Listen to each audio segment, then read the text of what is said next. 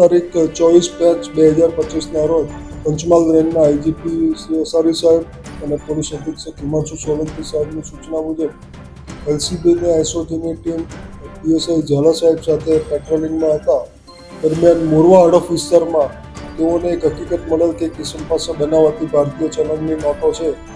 જે આધારે તેઓએ બાતમી હકીકત અન્વયે પંચો સાથે કાર્યવાહી કરી અને વોચ કરતા દરમિયાનમાં બાતમી હકીકતવાળો ઈસમ આવતા જે ઈસમને ઊભો રાખી પકડેલ અને તેની પ્રાથમિક પૂછપરછ કરતા તેનું નામ રઘુવીરસિંહ ઘોડ રહેવાસી મોરવાનો જણાતા તેની ઝડપી કરતા તેની પાસેથી ભારતીય બનાવટી ચલણની કુલ 361 નોટો મળેલ છે, જે 1,80,500 રૂપિયાની થાય છે. જે બાબતે પ્રાથમિક જે નિષ્ણાતોના અભિપ્રાય લેવાના હોય છે તે અભિપ્રાય મેળવ્યા બાદ સદર ઈસમ વિરુદ્ધમાં મોરવા હડપ પોલીસ સ્ટેશન ખાતે બનાવટી ભારતીય ચલણની નોટો સાથે મળી આવેલ હોય જે અંગેનો ગુનો દાખલ કરાવેલ છે.